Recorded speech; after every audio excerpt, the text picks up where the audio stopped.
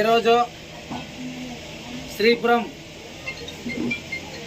గుత్తి మండలంలోని శ్రీపురం గ్రామం నుంచి వైఎస్ఆర్సీపీ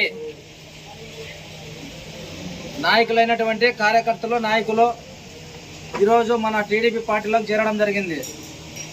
ఎందుకోసం టీడీపీ పార్టీలోకి చేరడం జరిగిందంటే వైఎస్ఆర్సీపీ గవర్నమెంట్ ఉన్నా కూడా మా గ్రామానికి మా గ్రామ అభివృద్ధికి ఎటువంటి సమస్యలు కూడా పరిష్కారం జరగలేదు.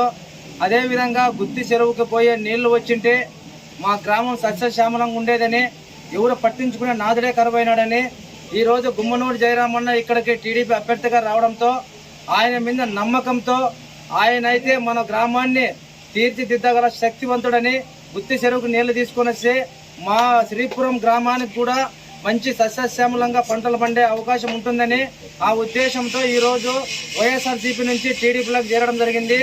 ఈరోజు చెప్తున్న శ్రీపురం గ్రామస్తులందరికీ మనం ఈ 8 రోజులు కష్టపడి మనం జయరామన్ని గెలిపించుకుంటే మన గ్రామాన్ని సస్యశ్యామలంగా తీర్చిదిద్దుదామని ఈరోజు జయరామన్న ఆ రోజు ఎట్లయితే 100 అయినా 106 అయినా కానీ మన గ్రామానికి నీళ్లు తీసుకొని వచ్చి పంటలు పండే విధంగా చేస్తానని చెప్పినాడు.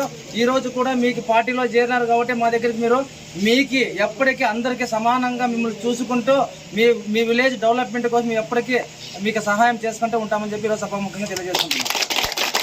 జై తెలుగుదేశం, జై తెలుగుదేశం, జై తెలుగుదేశం, చంద్రబాబు నాయకత్వం, చంద్రబాబు నాయకత్వం, జయరామన్న నాయకత్వం, జయరామన్న నాయకత్వం, జై తెలుగుదేశం.